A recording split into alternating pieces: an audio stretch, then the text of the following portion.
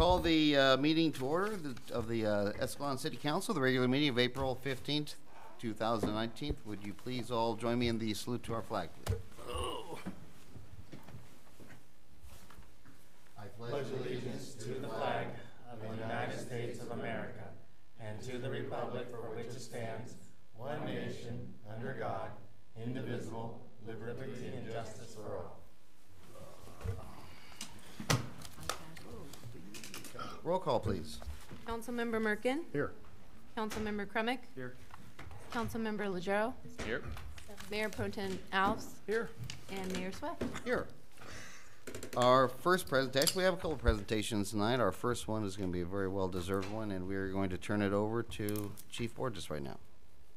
Thank you, Mayor and Council. It is my honor tonight to recognize one of our reserve officers who was a long-term reserve officer and retired. I mentioned this at the last council meeting that I wanted to do a recognition. And I have Officer Simon, would you please? Zachary Cohen, certificate of appreciation from the city of Escalon on your retirement from the Escalon Police Department and your 19 years of service to the city of Escalon as a reserve police officer.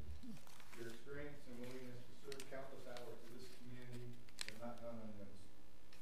The city truly values the loyalty and dedication you have given the community with your time and commitment, all which has made Escalon a better place to live and work. Dated April 15, 2019, I'm the mayor and council. So I present that to you. 19 years of service, over 4,000 hours in those 19 years, most of it in an unpaid status. The other thing I get to be pleasantly is your retired ID card. Yeah, you're welcome. And it's been a pleasure to knowing you these last 5 years, especially the last 3 when you took over as the commander of the post. You took a lot of responsibility on, and if I needed something from the reserve, all I had to do was ask, and you were there to try and arrange it and take care of it, and I appreciate that. I appreciate the support you showed me when I first got here until the day you left and decided to leave. And I appreciate that as well. Thank you, Chief.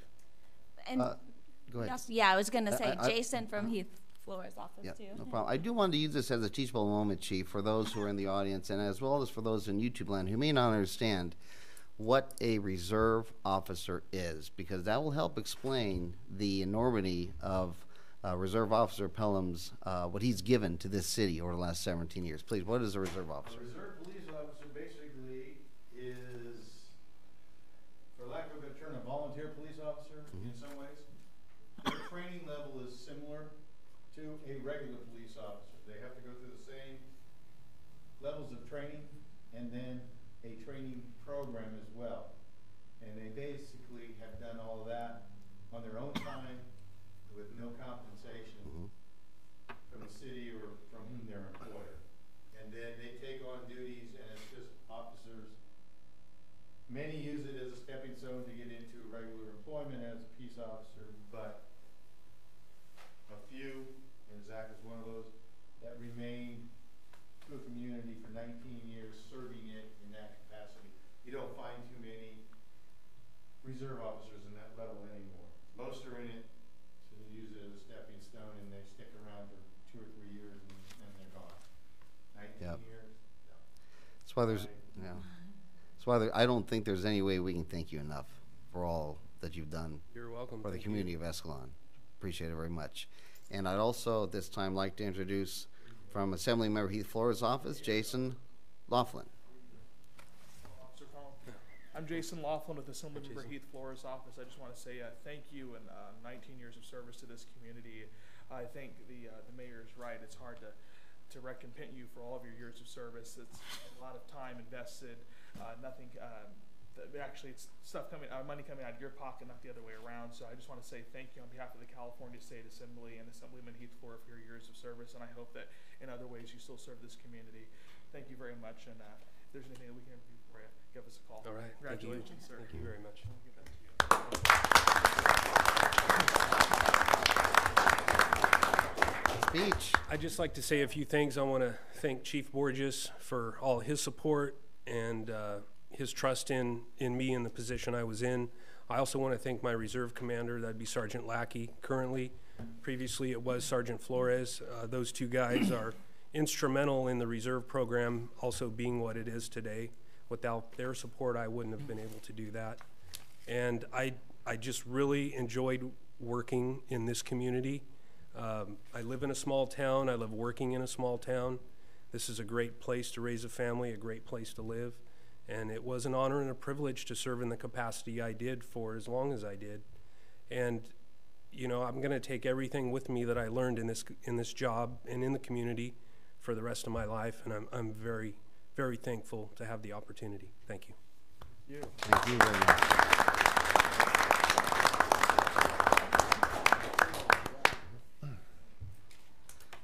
So reserve officers like you that have helped keep this a safe and clean community for so many years. So again, thank you from the bottom of our hearts. Take a good look at that ID card. Take a look at the back.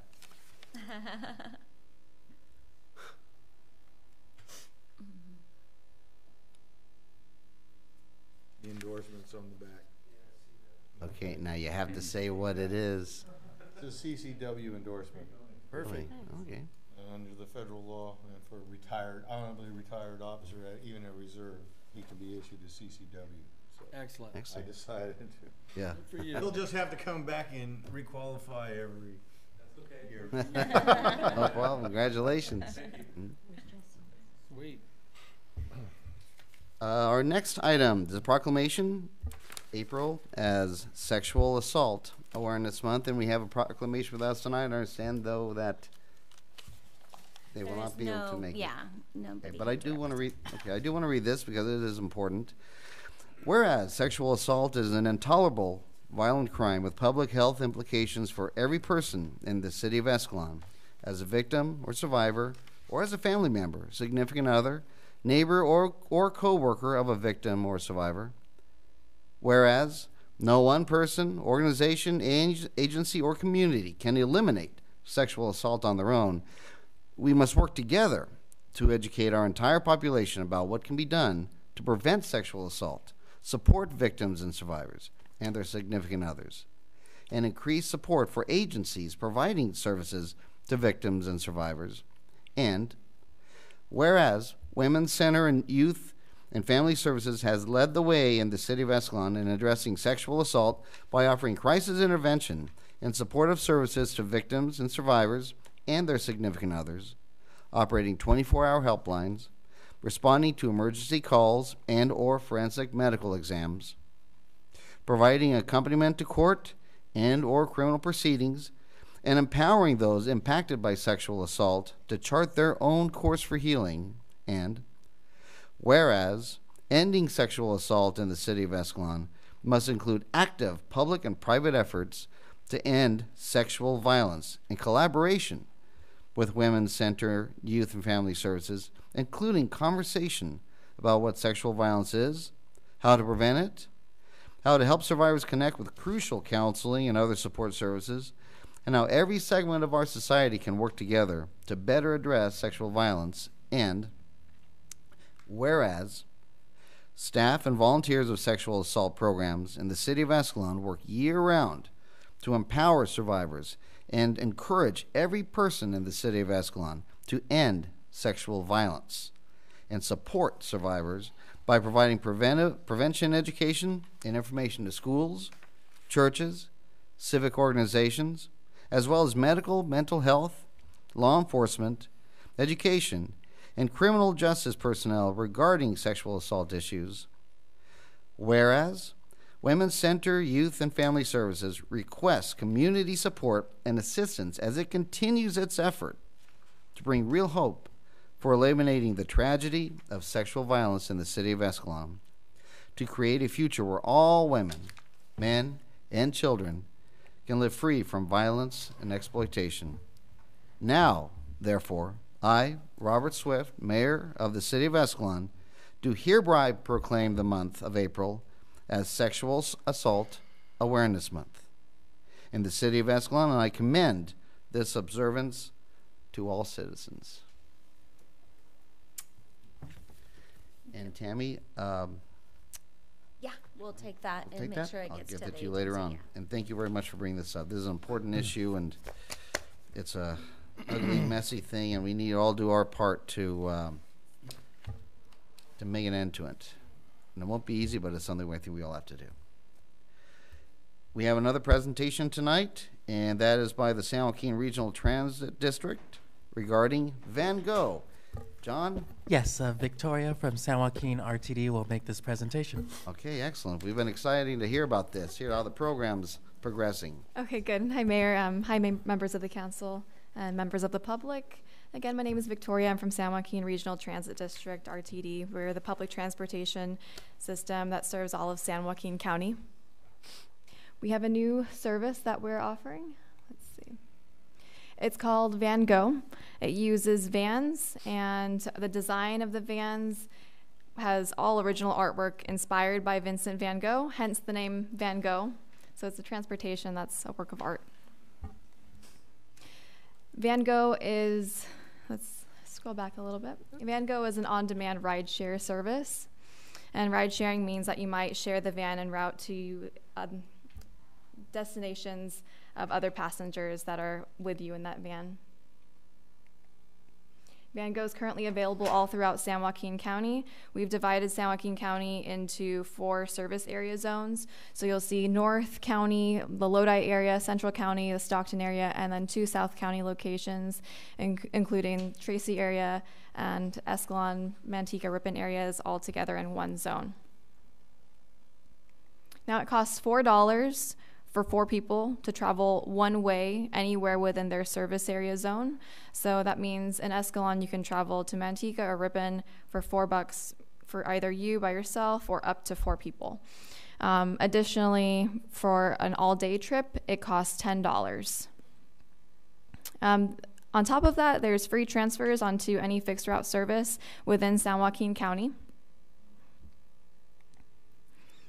The difference with this rideshare service is that it uses RTD drivers, so it's very safe. Our drivers are licensed, they're trained, they're certified, and our vans kind of assessed a problem for rideshare services that they're accessible.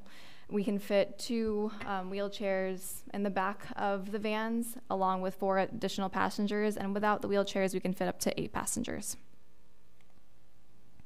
To book a trip, you can book as early as 2 days in advance, half hour in advance, meaning that you can book to at the soonest, you can book up to a half hour in advance.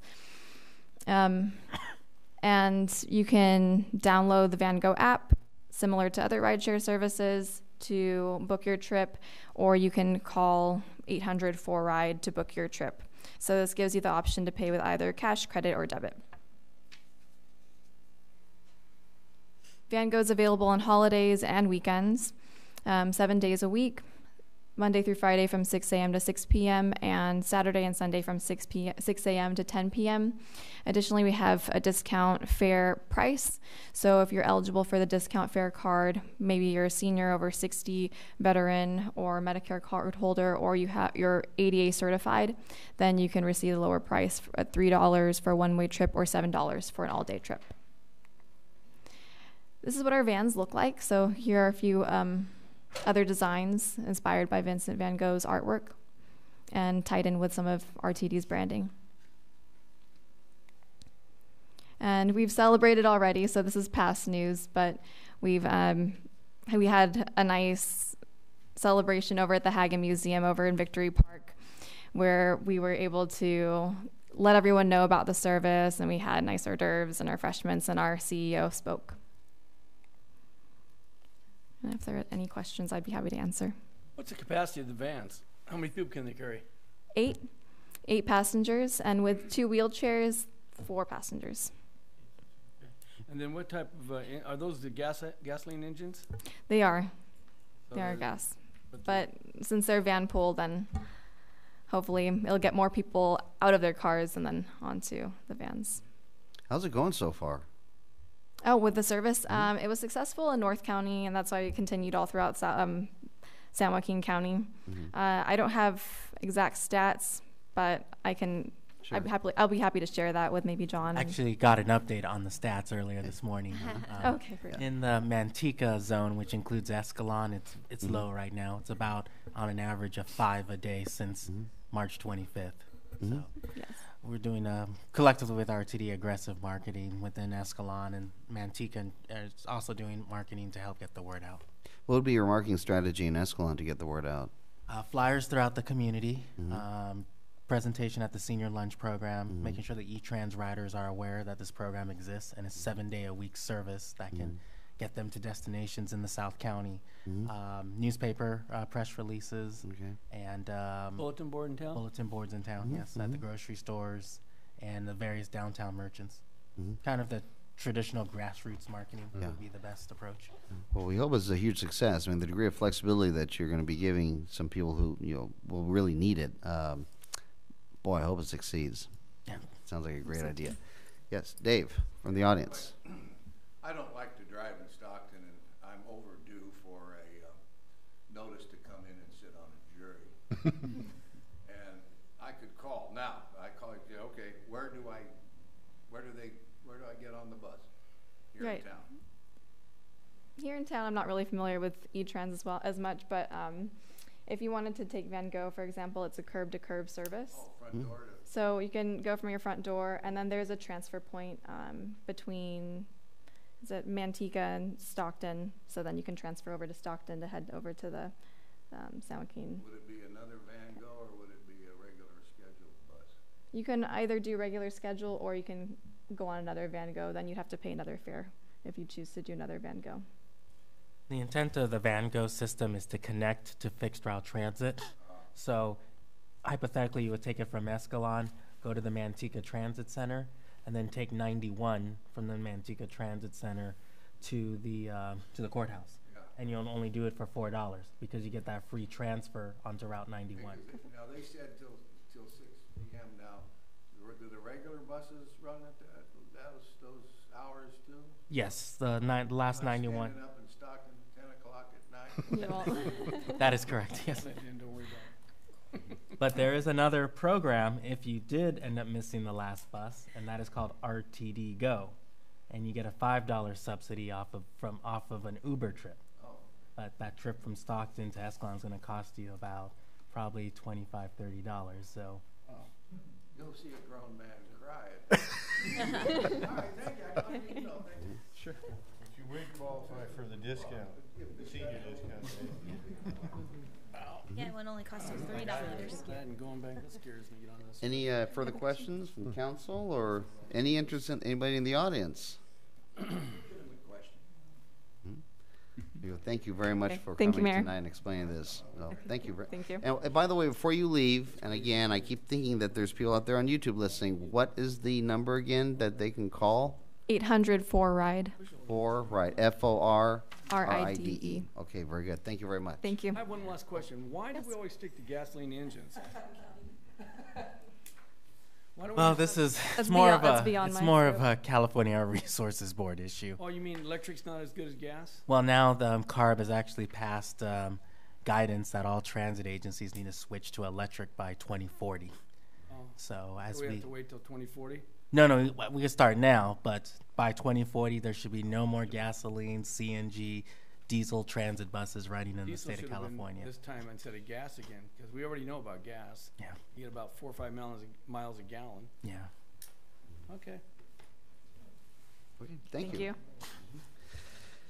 Moving on to the consent calendar. These items are considered routine in nature and are acted upon by a single motion unless requested by an individual council member or members of the public for special consideration. Number 5. Poll number 5. And regarding item number 2, I will be abstaining from voting on check numbers 70795 and 9636. And Mr. Mayor, I'll be abstaining from item number 1. Okay. Abstaining from item. Okay, very good. Okay, so with the exception of item number 5, do I have a motion on the balance, to accept the balance? So moved. Second. Motion has been moved and seconded to accept the balance of the consent calendar with exclusion of number 5. All those in favor, please signify by saying aye. Aye. Aye. All those opposed, please signify by saying nay. Vote passes 5-0. On to item number 5. The question I have for number 5 is I read it through that, and it says that these the item that's going to the auction is the old bus. Now, I talked to Johnny earlier this evening, and he told me the bus had some issues, but they also said the minimum price of $500. The wheels alone on that vehicle are over $500. And we talked about it, and you told me what you felt, which was basically you didn't want to make too much money on it, otherwise you have to do something with the money. I forget, what was the issue? FTA, or anything over 5,000, you have to pay back the FTA, the overage plus interest. Well, I don't think you're going to get over 5 for it, but I think if somebody bought it for 500, they stole it.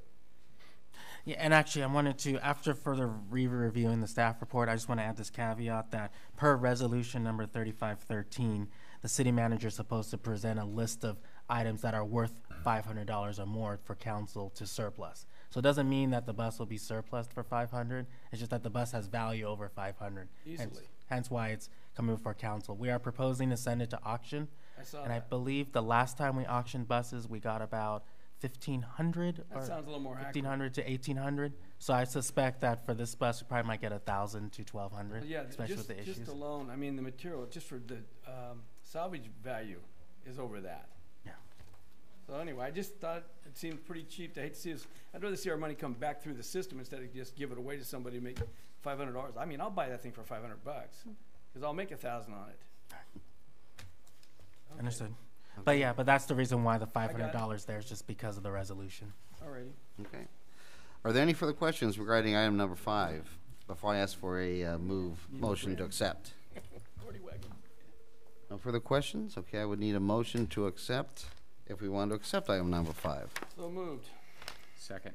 Motion's been moved and accepted to accept consent calendar item number 5, which is considering the surplus of equipment and authorization for sale at auction through Mulrooney Auction Company. All those in favor, please signify by saying aye. Aye. All those opposed, please signify by saying nay. Item 5 passes, 5-0 vote. Moving on to staff communications. Tammy. Good evening, Mayor and Council. Before you tonight are staff reports for the month of March, including the Treasurer's Report, the Police Department, Animal Control, the Recreation Department, Water Department, Development Services, the Building Report for March, and the Wastewater Treatment Plant update for March. The Public Works update didn't get in there. Unfortunately, they were tied up on a water leak last week, so they weren't able to get their report done. But staff is here to answer any questions you might have on any of the other reports. Can I make a quick note regarding the Public Works work there on McHenry? Absolutely. I did have a chance to stop by on Friday, and what I have seen and what I understand is that they have had an awful lot of support and kudos from the community on this, from local businesses on this, of which Councilmember Crumick, I understand you're one of them. Thank you very much. No, it matters. It matters to these guys because they're out there. Yeah. And, you know, that boosts their morale. I mean, it's a lousy job. So I just want to make a note. I know, I would imagine they're very appreciative, but I think that's one thing that I had noticed, that there were a lot of people out there, businesses, individuals like that. Hey, we're trying to help them out any way they could. And I think you as well, Tammy, by the way. So just want to make note of that. Yeah, they you know, they do a great job. They get in there and they don't get all excited about it. They had to call in an outside contractor to assist them, you know, but they were able to at least get the businesses back into so that they had water. There was a few hours that they didn't. Right. Then we actually ordered some porta potties too for the facilities, but of course by the time they got there, then they had the workaround in. But we were like, well, if we didn't do it, then it wouldn't have had the workaround. So, yeah, Public Works did a great job mitigating that. So. Very good. I'll just pass that on to them. Please. And, well, I think the initial plan was that they were going to pave tomorrow, so I don't know what this weather will mean, if that means they can pave or not. So. Are there any questions regarding the staff communications, the reports? Let's see here. Where are we at here?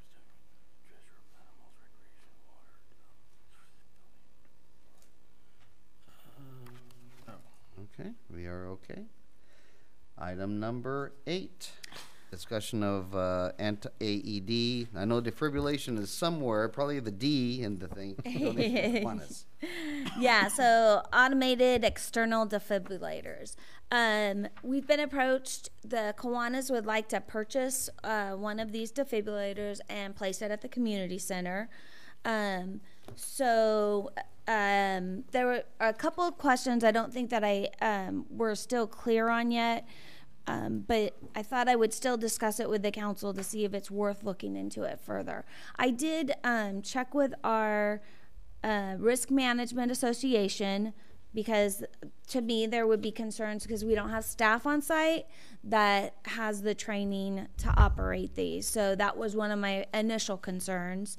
But in communication with them, they pretty much have told me that the key to it is to make sure that there's a maintenance contract on it and that there are proper instructions with the equipment. The maintenance and your maintenance contract needs to indemnify the city, and then that way any malfunctions of the equipment is not on the city. It relieves the city of that liability. And then if a good Samaritan was to try to use the equipment, there is actually a Senate Bill 658 that basically relieves a good Samaritan from trying to do good if they were to possibly injure them. It relieves them from that, to the liability of that also. The one thing that I'm not clear on is about the maintenance, and I know Councilmember Crummick, I'm so sorry, had indicated he has one in his facility, and the maintenance is pretty minimal on what you need to do. Is that, yeah? Correct. The one we have is, there's kind of two components. There's the battery, and then there's the actual pads. And the battery's 2-3 years. Same thing with the pads. And so I guess I would make some comments on this. Is I asked to get this on the discussion. I'm the president of Kiwanis and Escalon this year, and we've had a member bring this up, and we're willing to purchase or I guess give the money to the city to purchase this. I think it's a great idea, but then you have to question the liability, and that's the big thing. And so that's what we're going to discuss. It was something that would be in the community center, and it would be available because we have lots of events there. If somebody does have an incident, then that device is there to hopefully render aid. I think the best way to go about it would be if Kiwanis was to donate the money to the city, and then the city was to kind of purchase it rather than, Kiwanis buy it and put it in there. So I just wanted to get feedback from everybody, what you guys think. I have a question. Would it be smart for the Kiwanis to purchase it? Because if we purchase through the city, does it cost us more? It shouldn't. It shouldn't. No. But because when you do contract jobs, and you're dealing with labor, that's when it typically will cost the city more because of the prevailing wage. I always feel like vendors take advantage of government. I don't think in this instance that would be the case. And didn't we do this once before? Didn't we have this done once before? We had the ambulance people do the training. I thought we did this a few years ago. The police department used to have some of this equipment years ago, but I don't think that there's been any training on Doesn't it. the ambulance have one? I'm sure they probably do. Yeah, I thought somewhere along the line they got training, and somewhere that was a couple years ago. Maybe it's 5 or 10 years ago. Maybe. Yeah. New devices. We have one at the church on California Street, and it's a simple 1, 2, 3. Yeah. So somebody would just need to be able to read. Or Problem. So the device would essentially be mounted on the wall in probably the foyer, and right, and it's kind of self-explanatory. You open it up, if somebody's having an episode, it'll talk to you and tell you what to do. And I think those couple minutes are crucial, even though Escalon ambulance or the fire department would get there really quick. I think it's a good idea, but I think the best way would be maybe if Kiwanis was to if the city was to find one, and this Kiwanis was to kind of donate the money to pay for that, and then it indemnifies the city and things like that. But I think it's a good idea. I did get a name for a maintenance contract from our risk management, but I forgot to call today because they were only there between 9 and 1. But So you know what might be important with that? I mean, I would imagine these maintenance companies would maintenance a number of varieties, but there might be some that they would really recommend or refer. And if they're going to be doing the maintenance on something like that, they may really be able to steer you. Well, try this brand. Yeah, and that's why I reached out to the risk management, because they said to make sure your contract has the right language in it. So they did give me a name, and unfortunately I didn't watch my time today and didn't call before 1 o'clock. You know, and I'm not, Mayor Pro Tem Alves, you might also be thinking of a few years ago, the Lions Club tried to give some to the school district. Maybe that's what it was. Yeah, and now this was, I'm sure, also before Senate Bill 658. But unfortunately, the project did not go through because of concerns from the school district at the time of liability. And that's perfectly fine. That's, they're within, their rights if that's a concern. Hey, that's fine. If our risk management feels that this is mitigatable concern, then I agree. I think this would be a fantastic thing to be able to do. Are you looking for a consent to continue with this? Or let me, I need to get what the maintenance contract is and make sure that you guys understand that side of it. And I apologize because I really meant to have that tonight. Maybe at the next meeting I could get an official letter from the Kiwanis, and then I can get a cost and all of that on there. Maybe for nothing else tonight, at least as of this moment, there's no reason that I don't see any of us having any existential reason idea. not to do this. So. Okay. Very good idea. That'll be fantastic. So, The city of Tracy is actually following through and putting some in their center from the presentation that I attended at the Kiwanis last week. There was an indication that Tracy has purchased some and is going to go through, and they had a provider, and he may be able to deal with the service contract as well. Okay. Very good. Tracy's in our same risk management association, and I know that our risk management is doing some CPR and AED training in Tracy. Yeah. So very well could be from the same provider name that I got. I can get you the guy that came to our contact info. Okay. Thank you. Fantastic. Okay. Moving on to matters presented from the audience. This is where the public can address the City Council on any item that's not on the agenda. That is within the authority of the council.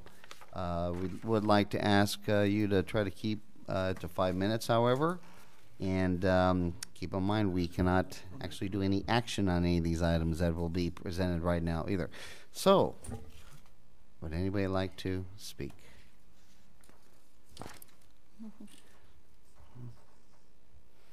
Good evening, Mayor, Council, City staff, and community. I'm Jason Laughlin with Assemblymember Heath Flora's office with a brief legislative update. This may be a little repetitive because I know Russell's doing a good job out here. But I just want to let you know that we have these little flyers that I can also give to you and staff and the community called Fostering Safer Communities. It's just some legislation that Heath has authored this legislative session. AB 367 would strengthen caregiver background checks. We were successful with the bill similar to this last year. This would just also clear out more loopholes, we believe. The Assemblyman believes that if you've been convicted of identity theft or even rape, that you should not be allowed to work in a caregiving facility, whether it be with children or with senior citizens. Identity theft would apply to that as well. AB 401 would enhance DUI penalties. When you receive your 5th DUI, it would be an automatic felony, and if you're convicted, you would also have your car and potentially your house seized. AB 900 would enforce utility wildfire safety compliance. What that essentially means is these wildfires that you see that cost billions and unfortunately cost people their lives, these are entirely preventable. This would allow us to clear the brush, among other things, out in those areas. And then AB 1499 would increase first responder presence in California's public education system. That's K through 12 in addition to college campuses. It would just increase first responder presence, and also allow first responders on every level to share information. And if you have any questions, feel free to reach out to me. You'll have my information. You Yes, said sir. first responder presence on the campuses, but can you describe that a little further as to what some of the thoughts are on that? Yes. So part of it is sharing information. So if there is a threat to a campus, all agencies would be forced to share that with other schools and with the community as well. And there'd be like essentially like I don't want to say a database, but you would be aware of any threats made to a school by an individual. And the first part of it is pretty self-explanatory by increasing first responders at local campuses. That's K through 12 and college campuses. Okay. I got a question, kind of off topic, but has there been any talks or legislation about having, mandatory armed security guards on campuses throughout California, or just because of the school shootings and stuff? Has anything been talked about that, or is that all based upon individual districts? It's very complicated. That's probably the wrong state. Yeah, it's a big state, and there's a lot that goes in with that. I know that there's one that I skipped here. It's called Protecting Church Services. It's a little more broad than that. AB 503, which we authored, would allow you to, if you have a CCW, allow you to go into a church and a school. Currently, if you're within 1,000 feet of a school and you have a CCW, you're committing a felony. Oh, really? So that would kind of only to people that have a legally owned firearm, and you've done the checks and all that, that you would be allowed to go near a school or a church. If you have a CCW, you can go onto a school? Yes. You can? Oh. Yeah. I'm sorry. Not currently. Not currently. I misunderstood. Currently, no. Currently, you are not allowed. You're committing a felony if you're within 1,000 feet of a school. Oh, okay. And that also applies to like churches and synagogues. Okay. You're not allowed to bring your CCW in those facilities. This bill would allow you to do that, assuming you have a legally owned firearm. What bill is that? AB 503. And that's a different one that's coming up? Yeah, that's different. I'm not. I didn't answer your question directly. I'm not sure of any talks or legislation being offered through the California legislature that would. Is that bill from Heath? Yes. Oh, okay. AB 503. AB 503. But to the first part of your question, I haven't heard anything like that. But Okay. I can do more research for you and just check. Just checking. Thank you. Yeah. I've got a question off topic Yes, sir. as well. Last meeting, we asked Russell to ask the Assemblyman if he would look into a bill possibly of talking about reducing the necessity for cities under 30,000 for prevailing wage. Huh, let me write that down. Because it's too onerous for small communities to compete with that type of a regulation. It just kills these small communities. It's hard enough to get things balanced here with state mandates that they don't pay for. And then on top of that, and have to pay those extremely high costs. And if we could somehow mitigate that, I think it'd make a tremendous difference in cities under 30,000 people. Because once you're at 30,000, it's pretty spread out. You can pretty much hold water. But under that threshold, it's tough. Absolutely. That's actually a very valid point. In a city like this, it would be very hard to afford. It kills us. Yeah. It literally kills us. Yeah. So if there's a way that he could somehow introduce a bill and in a way that's not aimed at being a negative towards unions, just more of a reality for these small communities. Make sure we don't go after the union and say, no, bad guys. Just say, hey, look, we'd like to get to the point we could afford you. Absolutely. No, that's actually a very valid point. I remember Russell talking about this. I will touch bases with him and also speak with Heath. And we would love to. That's actually a very good idea. So thank you for that. Maybe you can get back to us on it? Oh, absolutely. No, I have your direct contact information. I'll be in touch with you. I appreciate it. All right. Thank you. Jason, one last note. Thanks again for the proclamation from Assemblyman Flores' office tonight regarding Reserve Officer Pelham. Thank you very much. Absolutely. It's my pleasure. We want to be as accessible as possible to the council, to the city staff, and the rest of the community as well, of course. We want to be accessible. Just know that you can call on us anytime, and we'll be here. Any event, any proclamation that you would need, we'll be happy to participate. Fantastic. Let the Assembly member know we appreciate it. Absolutely. Thank you, Mr. Mayor. Any more questions? That's good. Rapid fire. I'm ready for it. Perfect. Okay, anybody else? Going once, going twice. We're going to move to... Oh, sorry, Danny. Go ahead. You beat the buzzer. You're okay. Ding, ding, ding, ding. Danny Fox, 1510 Adriana. Yeah, I have a few comments that I'd like to share with the council and those on YouTube, any other social media outlet, as well as all of the in attendance. What I want to talk about, I'm going to spend a few minutes talking about what the big hot topics have been recently. EDUs, the Growth Management Ordinance, annexation, and parks. But before I get into it, I'm going to take everyone back memory lane. Some could be it could be informative to some. It could be all new to others, and it could be again memory lane. In December of 2002, there was a plan put in order with the city. Eventually became known as Heritage Park. Heritage Park was going to be 3 parcels of land, 122 acres, 300 plus homes, 2 parks, one at the west end, one at the east end, each about 4 acres each. In October of 2004, about 2 years after this program got in the making, a party or parties contested, submitted comments and challenges regarding the EIR. There was a vast reasons why they challenged the EIR. It had to do with the annexation of the city of Escalon at that 122 acres. Had something to do with the canceling out the Williamson Act and whether or not LAFCO would honor any of that. The EIR, according to party and parties, was filled with references to the number of permits that the developer expected. One stated the developer will have 200 permits applications, approximately 200 permit applications by 2008 worst case scenario. The 2004 building permit was allocated. There was some emphasis, a part of the EIR that the build out would require 80 permits a year to build out by 2010. So there was a party or parties had some issues with what was going on with that planned development at Heritage Park.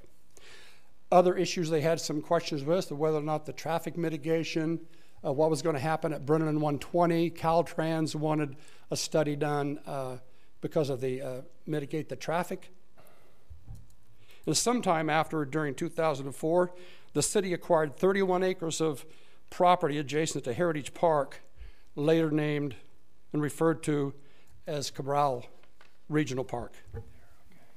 All the while the EIR was being challenged, in February of 2005, the developer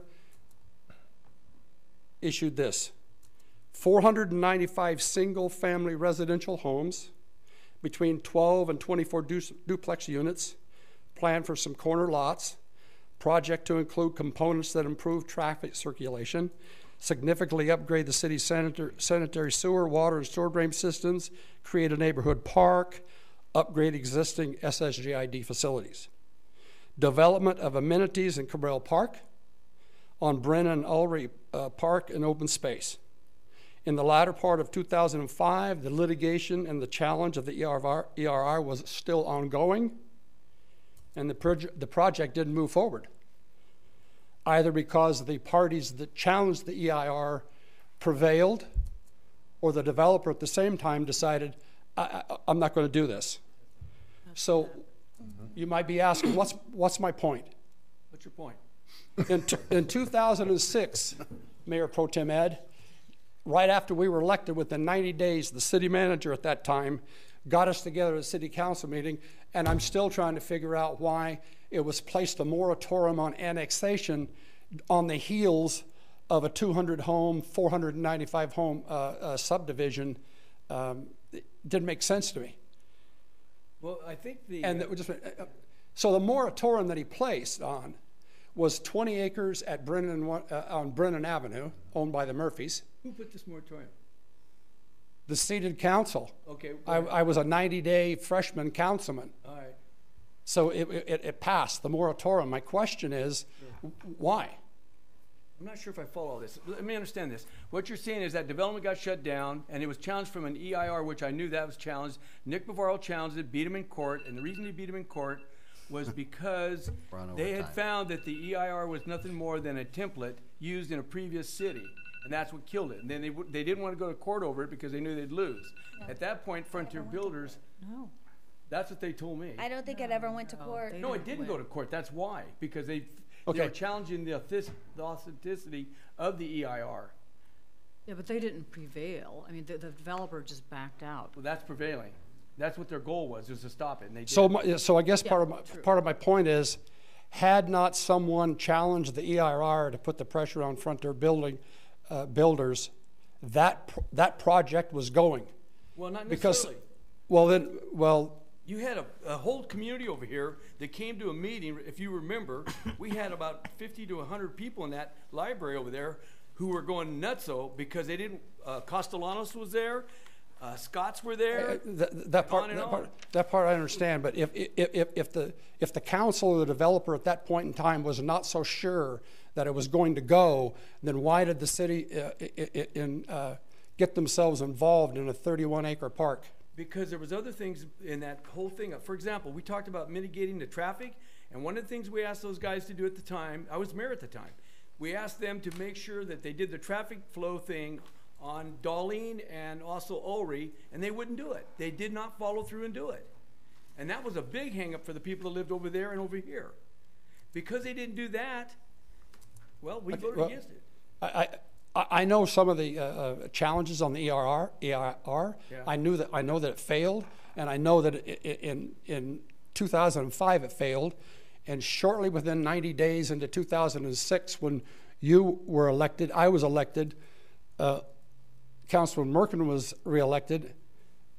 Mayor you were the mayor one time. Gary Haskins and Marty Van Houten. I understand that.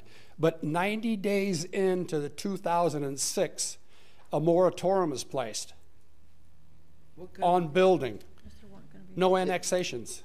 I don't think there was a moratorium on building, but there was a moratorium on annexation. Annexations, right. The building hadn't stopped. We have land that could have been developed within the city limits, but we didn't take any more annexations. That's correct.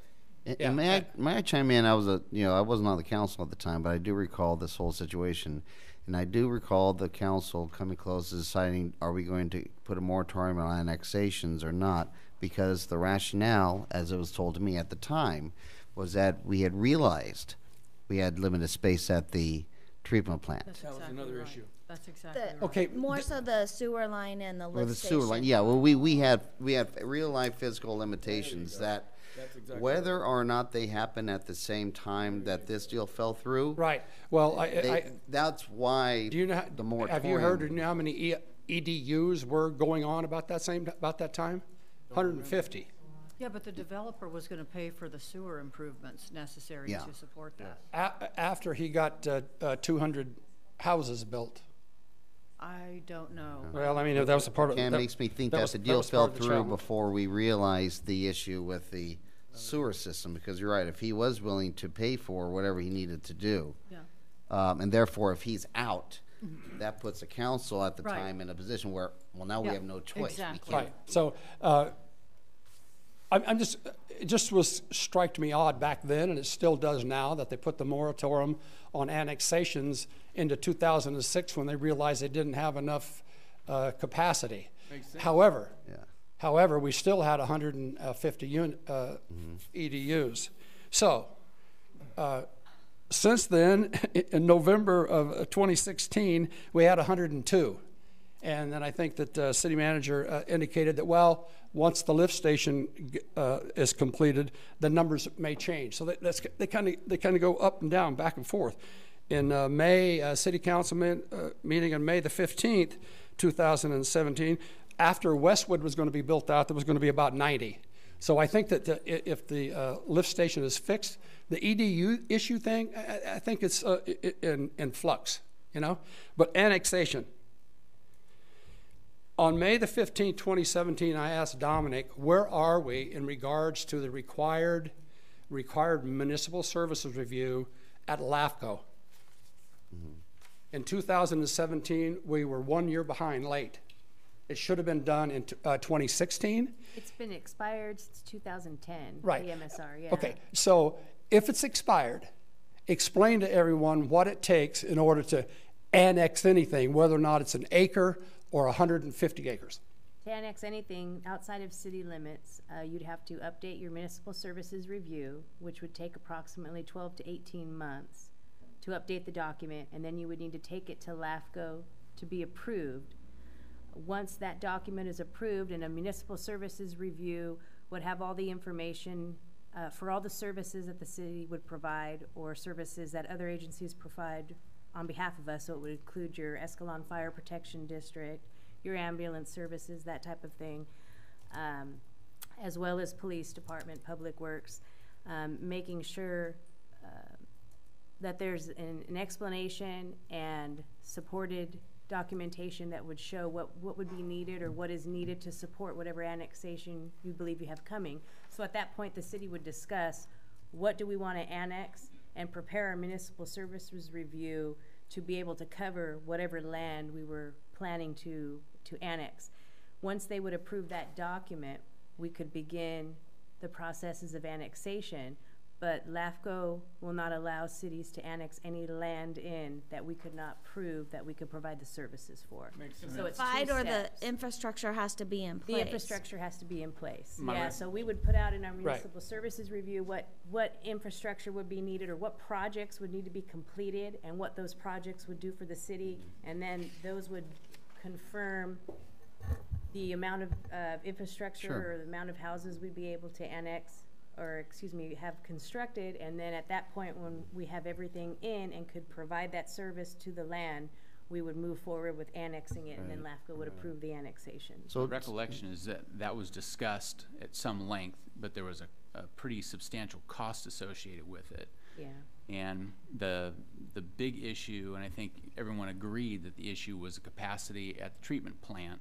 So we moved forward with the lift station and the re-sleeving and thought that it would be more prudent to delay that a little bit more instead of spending that money for that review until after this project, the lift station and this re-sleeving was done. That's, I know that we discussed it, and it was another thing that we didn't want to have to pay for during a recession as well. Right. Well, I think the whole reason I brought up the date and the time frame about annexing, if I say, hey, I want to annex something in, it doesn't mean it's going to happen next week or next year. Right. Yeah. You know, it's going to be limited. It is. Growth management order is going to be limited to 75 building permits a year, which I think from the town hall was loud and clear. 75 is a good number. And also another reason when we discuss municipal services reviews, because they expire every 5 years, if the city or council and planning commission don't have a plan of specifically or an idea of what they want to bring in to and create the infrastructure and be able to put in the infrastructure to address that, the MSR could expire. And if the MSR expires, we have to pay to do it all over again. Right. So it Yeah. has to be an active document. Even if nothing's changed, they'll still make us go through the process of updating it, which includes meetings at planning It's a short commission life. level, and Shelf life. so it has the shelf life of 5 years. Is the cost for the annexation about $5,000 or more? Just for, I just want to know.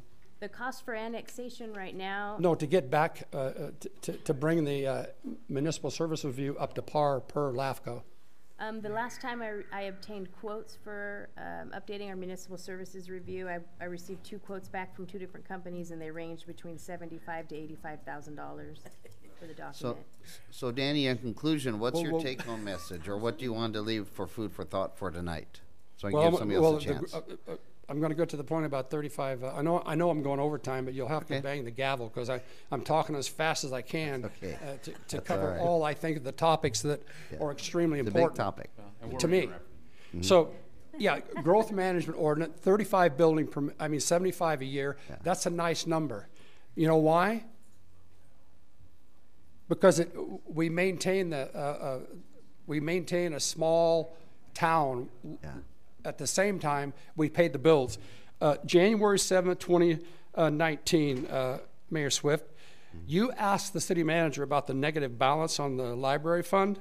Yeah. And Tammy stated that between 2006, 2011, the general fund made the loan financing payments for the library.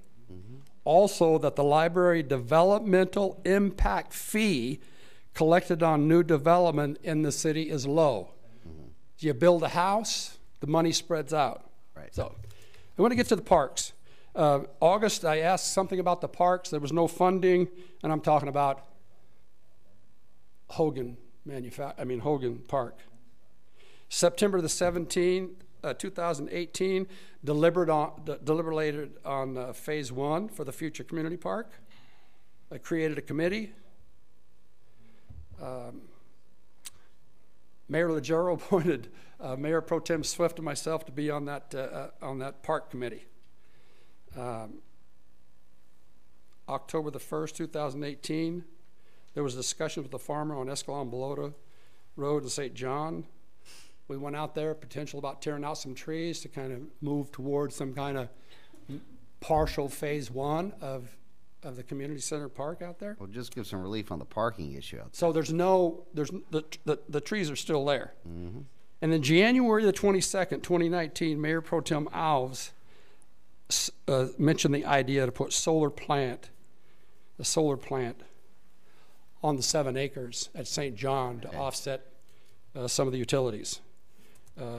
Tammy advised that the city could not use solar for meters that were not on properties adjacent to the solar farm.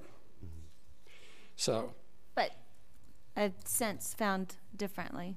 Oh. Lathrop does it, so. So, final point I want to make is that when I ran for city council in 2015 in this Heritage Park fiasco, whatever you want to call it, Mayor Pro Tem Alves and I ran on the same ticket.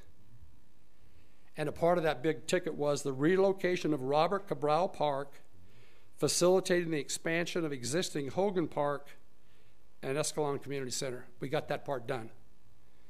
All I want to do now is move forward and figure out some way about the solar. I had an idea. Why don't we sell the 7 acres at St. John and move it out, the money out there, and you can put a solar farm wherever you want to run the lights and electricity at the community center. We recently have had some updates, Danny. I'll share with you later on. It's a little bit long. I'll explain to you later. But it's the same kind of idea. But there was a lot of misinformation the last time that came up. That information's been corrected, and I'll be sharing it with you later, but not tonight, not right now. Yeah. Anyway, I went over my 5 minutes, but I just wanted to cover the EDUs. I'm good with them. They fluctuate. I'm good with the growth management ordinance and the annexation. So if someday tomorrow or 2 weeks from now I mention the word annexation, just keep in mind, everyone, it's got to be the consensus of the council. Bingo. To pay the money and get a hold of LAFCO and bring that up to date, and then wait 18 months after that. Thank you very much. Appreciate it very much. Thank you. Anybody else before we move on to administrative matters? No? Then we shall move on to administrative matters. Item number 9, consideration of ratifying the San Joaquin Council of Governments annual financial plan for fiscal year 2019 to 2020. Tammy? Yes, Mayor and Council. Before you tonight is the annual financial plan for San Joaquin Council of Governments in accordance with the joint powers agreement between SJCOG and member agencies in San Joaquin County. Each governing body is tasked to review and ratify COG's annual financial plan. Following adoption by the COG board on March 28, 2019, the COG board adopted the attached annual financial plan for fiscal year 2019 and 20. Attached to the staff report is the letter from Steve Dial, Deputy Executive Director, Chief Financial Officer for COG, outlining the financial plan along with the financial plan itself. SJCOG staff, Gracie Orozco with SJCOG staff is here tonight to answer any questions that council might have on the plan. Gracie, right? Yes. Did I understand? Correct, yes. Okay, sorry about that. Yeah. First of all, are there any questions from the council to Gracie this evening? I have a comment. Okay. By the way, Gracie, thank you very much for coming down. Okay, appreciate it.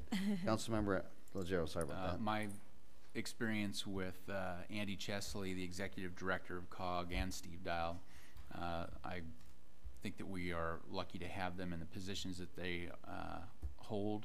with COG. It's one of the most respected organizations in the state when it comes to transportation matters and trying to implement a lot of the different greenhouse gas emissions and different regulations that are being placed onto our plate.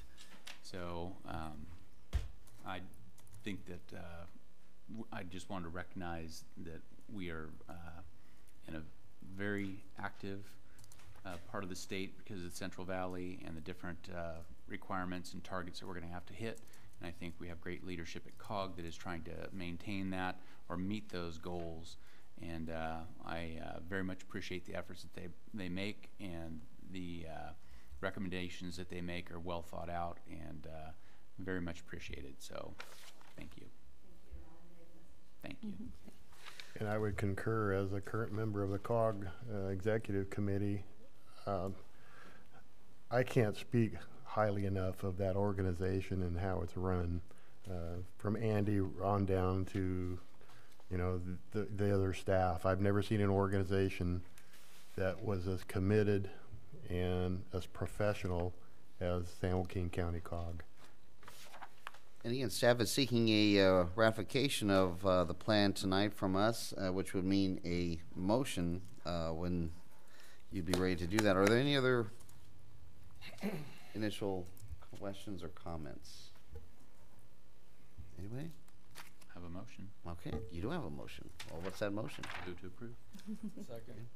Okay, it's been moved and seconded to review and ratify the San Joaquin Council of Governments Annual Financial Plan for fiscal year 2019-2020. Is there any discussion on the motion that's on the table? Seeing none, we'll proceed to vote. All those in favor, please signify by saying aye. Aye. All those opposed, please signify by saying nay. Motion passes 5-0. Item 10, E-Trans Service Update. Yes. Good evening. John Ando, Transit Coordinator. I'm here just to talk to you and get some direction on 3 issues that relates to transit services in Escalon. Oh, John, I hate to interrupt you. Can we please just do a brief pause for just a few minutes, or just about maybe 3 or 4 minutes? So. A break? Yeah. I have to go to the bathroom. Okay. I think this is something that everybody in the room is going to understand, okay? So, you know, it happens, so that's the reason. I didn't want Councilmember Croak to miss anything, but, so, no worries. So stretch your legs. Thank you. Oh, thank you. Sure. Thanks, Jason. Nice to see you. Yeah. Oh, okay. Just print that I could get it. Okay, thank you. I have a question on the 5th DUI. So I got you already. And we can charge a felony on the 4th one, but the 5th one is automatic. Not a wobbler, it would be a straight felony. Why does it have to wait till a 5th? Well, the 4th technically. Right, it right. depends. Yeah, I think that falls in line with ours also.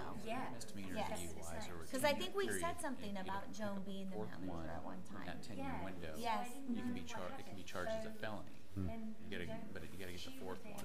Well, Unless wait a minute. you get If a felony Any anywhere of the in first there, 3. Once you get a Dominique, felony DUI, if you can be if charged.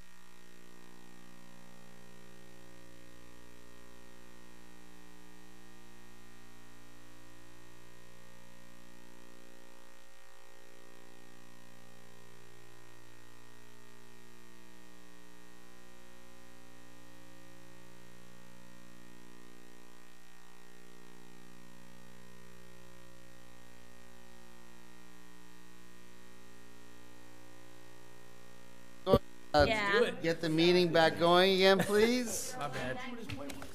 I don't. All right. We're gonna have to look at our code and see what that is. Let's- Like to Yeah, call we'll the have to meeting talk back about to it order? tomorrow.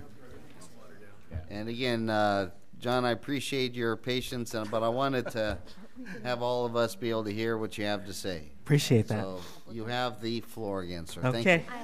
So the first issue relates to the contract with San Joaquin Regional Transit District. As you're aware, we've contracted with them since 1985 to 2009, and then again from 2012 to present. We are in our 5th year with our contract with RTD. Back in March of 2018, Council directed us to implement recommendations of the short-range transit plan, which included the transition of Route 1 to RTD and to create a deviated county hopper route from Stockton to Modesto. We were very close in securing that plan. However, in March of this year, RTD stated they do not want to implement the service because they're concerned about the future LTF policy and future funding sustainability of the inner city system. And we'll get into that. The first point is because of the issue, the LTF policy discussion issues, and the current fiscal situation of their operations, they're not in a position to provide the inner city service. And since then, RTD, in an attempt to recoup overhead costs, have increased their costs by 15%. 6% of that increase is based off of the National Express contract, which we planned for. However, they want to add an additional 10% of their overhead costs to our operating contract, which in the staff report on page 2 of item number 10 shows a table of what we're paying the previous fiscal year, which was about $94,539, is projected to increase to $109,237. The difference is about a $14,698.29, so about 15.55% increase. And the next contract, which is their subcontractor that operates E-Trans, it's a 6% increase. While there's available funding to cover this within the LTF apportionment, the continued increase of RTD's costs will affect the availability of LTF for streets and roads, as the city does continue to meet its unmet transit needs. As you know, for several years, we haven't had an unmet transit need that has been reasonable to meet based on the current design of the service. And I foresee that being the case for the foreseeable future. We're continuing to work with RTD. They're still holding firm on a 10% overhead charge. I've since learned City of Ripon is not paying that 10% overhead charge, and they do contract with RTD, and they also have a 5-year contract with their rates being stable. RTD states that they intend to add the 10%, but I'm not getting 100% confirmation that they are going to attempt to do that or not. So I feel that the city, our city, is being potentially unfairly targeted for unnecessary fees if they're not going to apply those fees universally across their contracts. Hey, John, can I ask you this? This sounds like it's a leveraging to either get us to go along with their LTF request or to somehow put us into a position to where we're going to have to follow RTD's lead. Because I know the LTF was a big dispute between RTD and ACE. Correct. And it sounds like RTD is still going after that, and they're willing to try and leverage us to get our vote. Or because I think, thinking back when I was on COG, the LTF issue, we were trying to protect it to make sure that we got our apportionment for streets and roads, rather than the transportation aspect that they're trying to take all of it for. So do you feel that RTD is working us over in order to get our compliance? I think they're trying to find whatever possible ways they can get more LTF, because at the end of the day, while the cities are going to be protected, and we'll talk about that issue next, RTD is the one that's going to be hurt the most, because as ACE continues to take more off the top, because they use all of their LTF from the city and the county for transit services, they're going to ultimately lose. The cities, however, have not reached the 100% capacity within the LTF, so they have room to, in essence, store reserves or ultimately use for streets and roads if there's no unmet transit needs. So this could be a potential way for them to recoup more of their costs from other cities. We have the most potential to lose, because we're likely, based on the next item we'll talk about, we're likely to have, if that policy gets put into place, we're likely going to have this transit reserve that we just can't spend because we can't build $200,000 transit system for our demand that we have. Thanks. So we're also evaluating options such as talking to City of Manteca and City of Modesto if we could piggyback off their contract. They do have some favorable contract terms as compared to RTD. So I just wanted to get some direction. Do you feel we should continue to work with RTD? Should we pay the 10% overhead charge? Just if you had any thoughts on the issue. You keep working with them, but that 10%, I don't think we have to accept that. Now, is this for the service they currently provide? This is for the service they currently provide. Because I anticipate that the deviated route isn't going to happen for the foreseeable future. So we're going to be at status quo for the foreseeable future. So this doesn't even include in any of the inner city? It does not. Just so we're the only city that RTD doesn't do any inner city links, right? That's correct, since 2009. Yeah. What's the justification for that? Adana their CEO states that the cities need to pay for the inner city system and that RTD shouldn't be using unincorporated county and Stockton LTF to subsidize that system.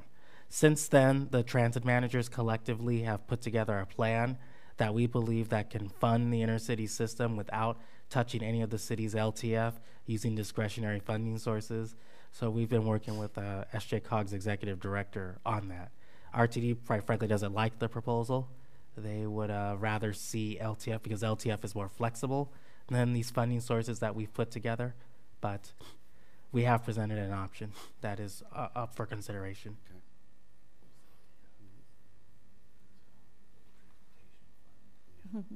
So I think I have a real problem with that because it just feels like they're trying to leverage us into a position that we disagree with. Right. So I like the idea of continuing to talk with them, and I have faith that Andy with COG is going to try and work out some, reasonable accommodation. But I would continue to talk with Manteca and Modesto and have those options in our back pocket because, otherwise, we're kind of at RTD's mercy. That's correct. Because of the small system nature, if we went out to bid by ourselves, it's not likely we'll get bidders in today's environment. May I, Tammy, work with you, like perhaps if we need to meet with Donna or whatnot to get your assistance on your free time? Sure. Thank you. All right, the next issue is LTF, Local Transportation Fund. As you know, for last 3 years, SJCOG has been proposing to present to the board an LTF policy. At the present time, SJCOG is leaning towards recommending a policy which is defined as option 2. This would incrementally require all area apportionment funds from LTF to be dedicated to public transit expenses, public transit related expenses. Apportionments will continue by jurisdictions and claims will still be continued by jurisdictions, but there'll be a 4-year phased out period. So by 2022, I guess now it'll be by 2024, in the case of the larger cities, 100% of an area apportionment must be used for public transit purposes. In the case of smaller cities under 25,000 or 50,000, that's to be determined, SJCOG is wanting to recommend that up to 50% of this LTF would be used for streets and roads as long as all transit needs are met. Presently, the E-Trans system is only using 30% of LTF for transit and 70% on streets and roads. And that's because we've been successful in putting together discretionary grants to reduce the LTF spend.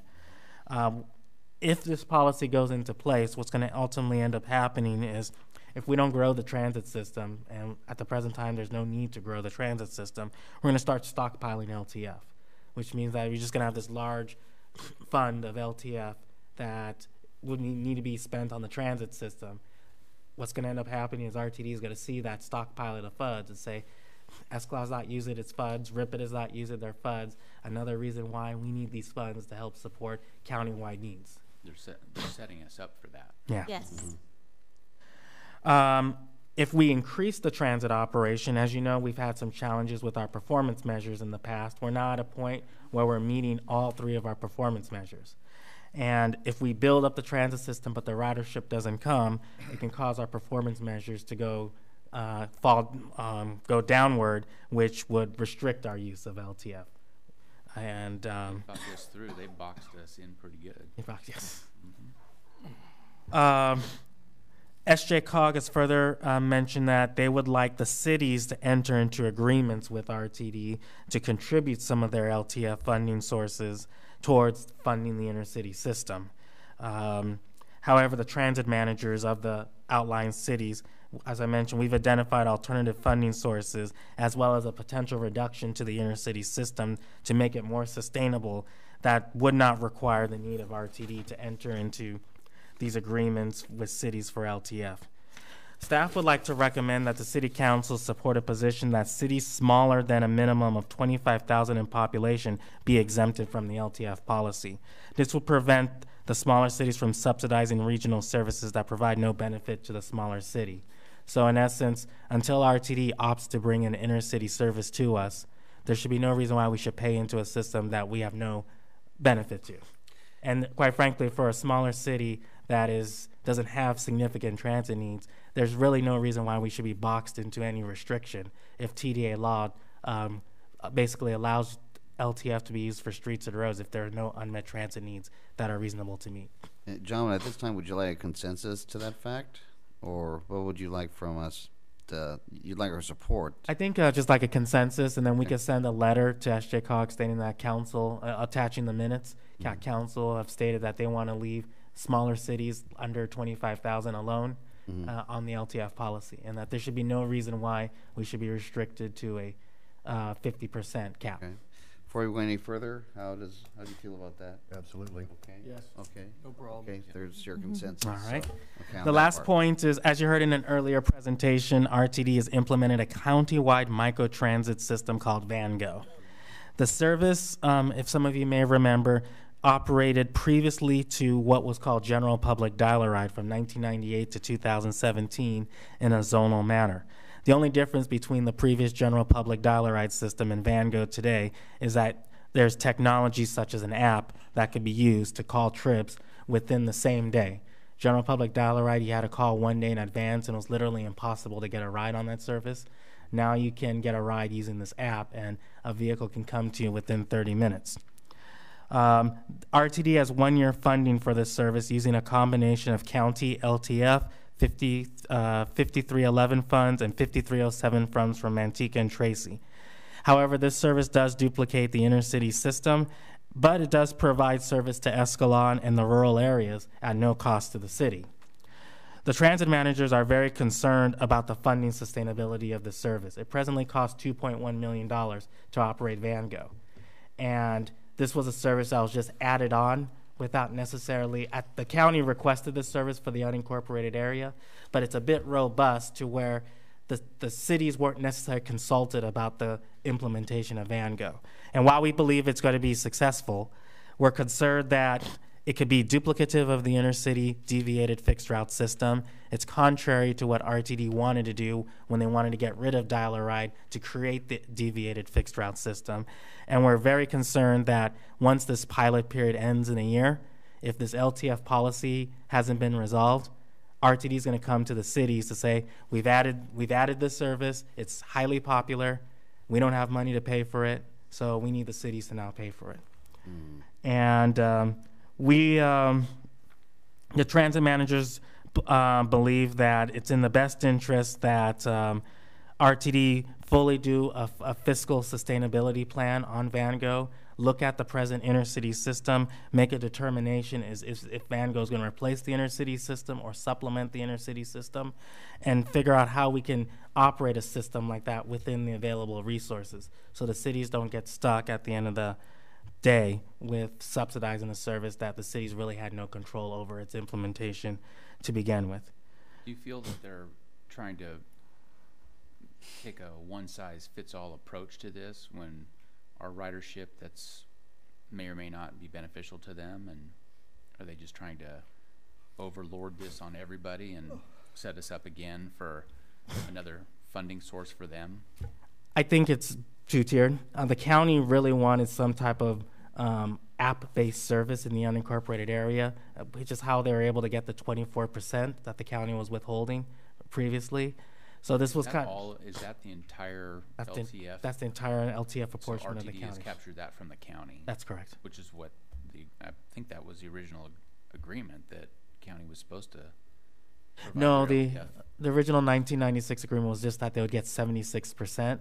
and then the 24% was going to ACE until ACE became an operator, and then the county got back the 24% and was using it for streets and roads until the funding crisis occurred. And this was RTD's trade that they would give the unincorporated area more service for that 24%. They have a 2-year period. This is the end of the 2-year period that as long as they meet the county's needs, then it will become permanent, and the county will never get LTF apportionments for streets and roads. So I suspect that's going to be the case. But we don't believe that there's enough LTF to run, the county's unincorporated LTF to run the inner city system plus Van Gogh. So we just basically want to see them come up with a fiscal sustainability plan. And we just want to advise council, especially our COG board member, that when this discussion comes out, if the question could be asked about what is the future funding sustainability of the inner city system at Van Gogh should the funding sources dry up? Is it the intention that RTD will still cover it with their available resources, or is the intention that they want to come back to the cities for funding? There's also, as you recall, we did recently create a consolidated transportation services agency. RTD does claim 2% off the top already to fund a whole host of mobility type strategies, such as a volunteer transportation program, which is countywide, allows our residents to go to Kaiser or Modesto if they can find somebody to drive them there, and they'll get reimbursed at the IRS rate. They do discount cards for seniors and persons with disabilities, travel training, and ADA paratransit programs, paratransit certification. We do anticipate over the course of the years that 2% will increase gradually up to the state maximum cap of 5%. So just remember that that's off the top before the rest of the LTF gets distributed to the cities. So there's various funding mechanisms that the transit managers agree that RTD could be utilizing to subsidize their services, and there's really no need for them to want to necessarily go after the LTFs of the cities if they use those regional funding sources wisely.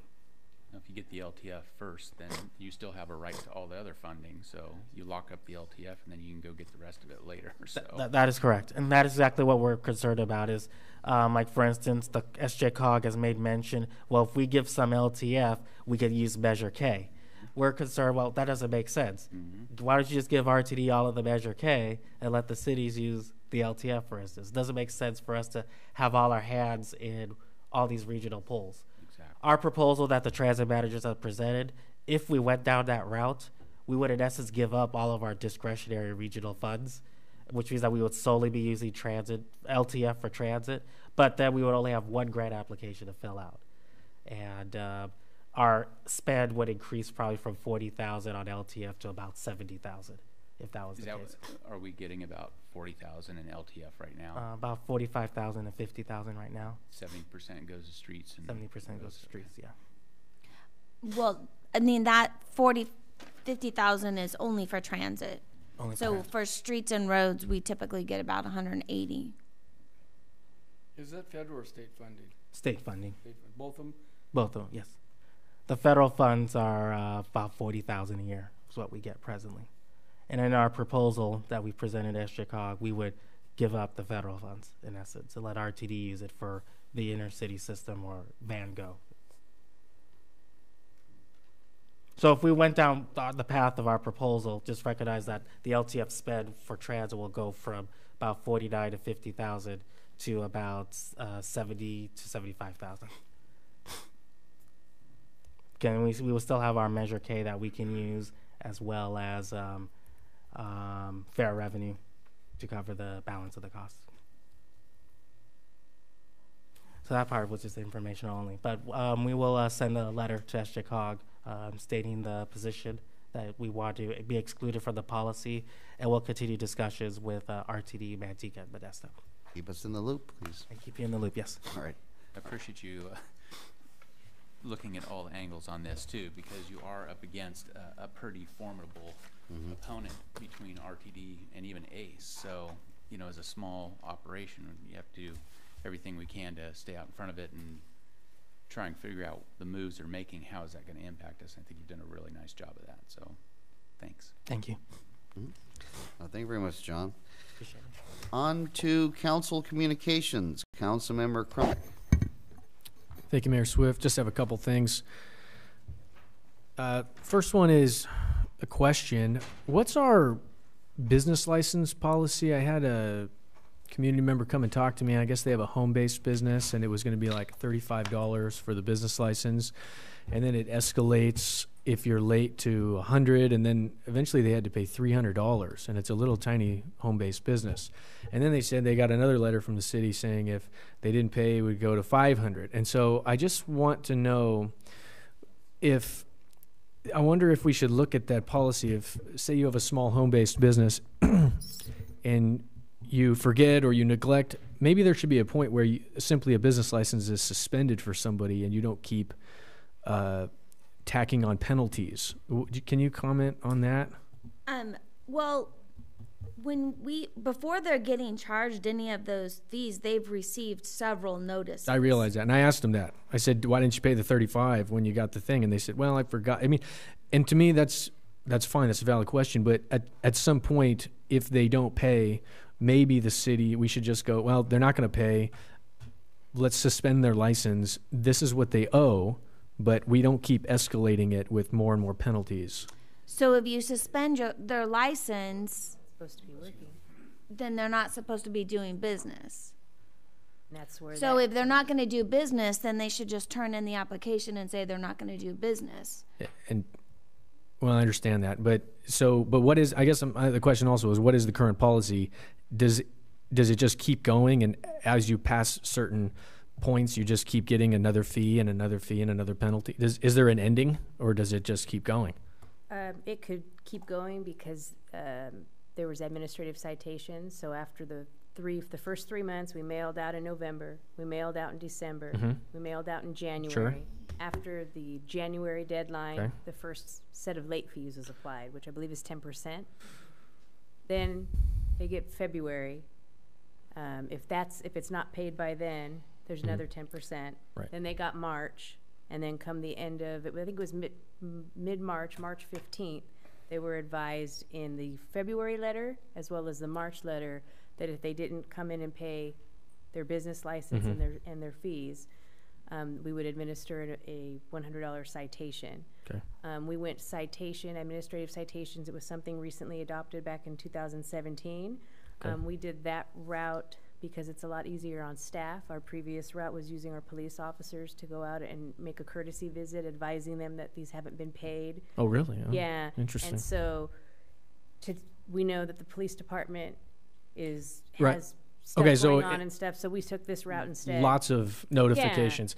This person has and maybe it's unique, but the concern is real. If they have a small home-based business that does under $5,000 a year in sales, and they miss the fees, whatever, they just don't pay.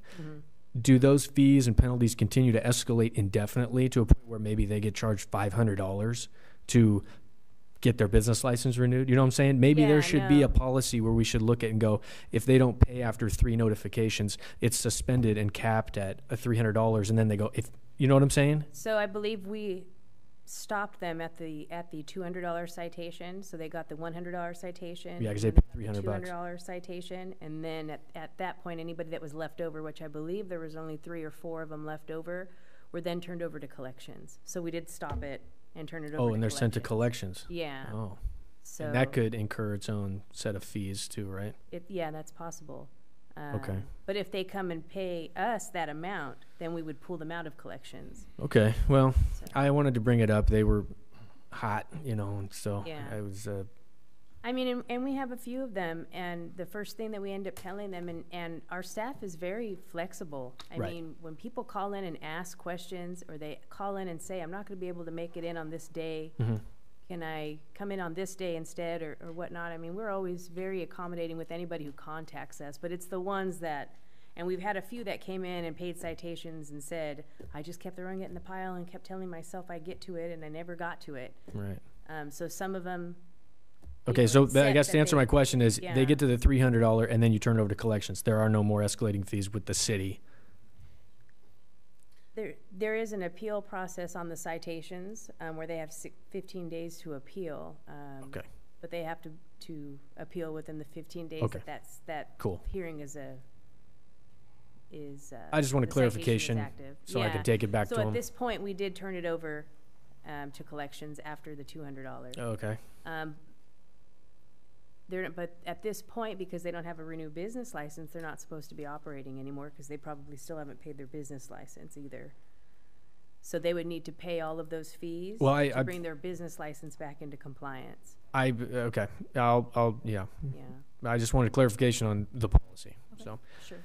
the last thing I had was, I wish Justin was here to tell him what a great job he's doing. I know for my particular business and in the Marvell Shopping Center, when the water went down, we were closed, and I think in the way that he was able to kind of jerry rig it and get the fire hoses and get water to the thing was tremendous. I mean, we're talking thousands and thousands of dollars of economic activity in that center, and so I'm sure there was a lot of people involved, but great job, especially the public works. And somebody said it didn't look like a fun job. It looked kind of fun. They're digging in the dirt, and I was like, man, they were like 10 feet down there. I thought it was pretty cool. Anyways, but I guess it was a big old break. Man, he showed me the pipe. It was like 20-foot break. So that was great, and kudos to Public's work. Yeah. Okay. All right, Councilmember Crumwick, thank you very much. Councilmember Legero. I think that was a nice trip down memory lane from former mayor and council member Danny Fox. And that's one of the things that we lose sight of is there's a linkage from year to year and council to council and what they were trying to accomplish and what decisions they made and why they made the decisions they did. So it's good to revisit that every once in a while to make sure that the decisions that are being made up here are not just coming out of a vacuum.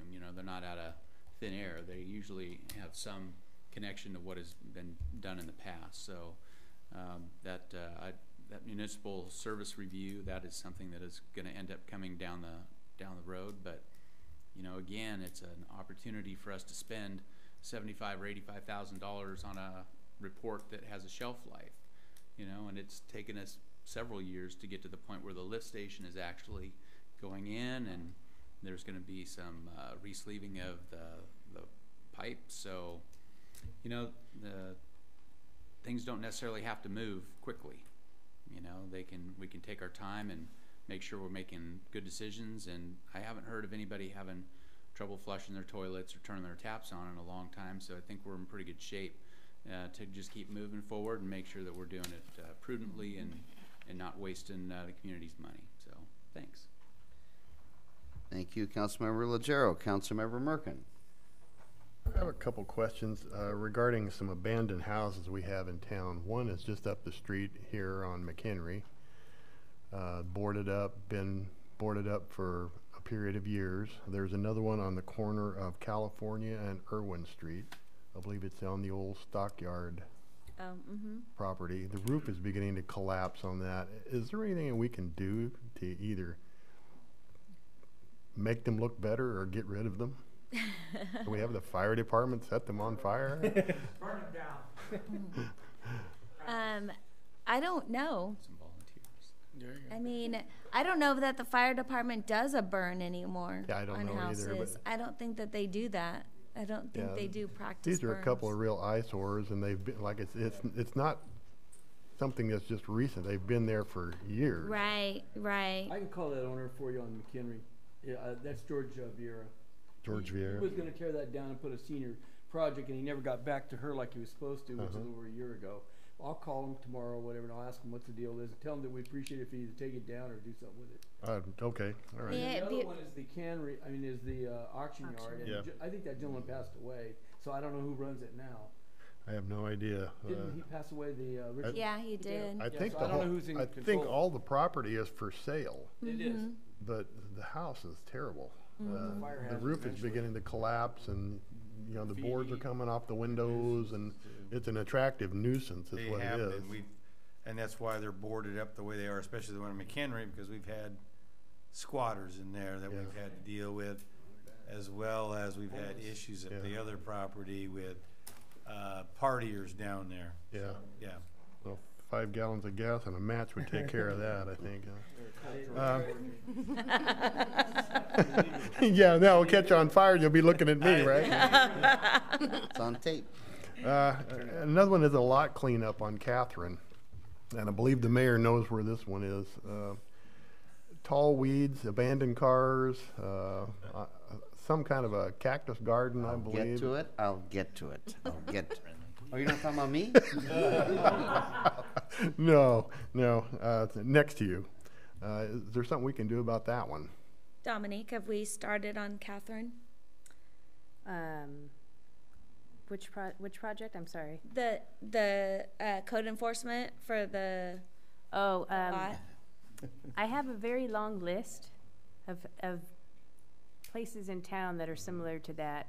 We are going to be moving forward on them. We're trying to get them all organized and on the schedule that they'd all be taken care of at the same time, because that helps us utilize our staff resources better with our building inspector and police as well. Yeah, I don't know what the address is on that one, but just a little trailer. We know they're and the property owners are actually out of state. They are, so it's going to be a little bit more difficult because they typically don't respond until we find them. Okay. Yeah. I think it's New Mexico they're out of. Or Arizona. But yeah, we've dealt with that property before. Okay.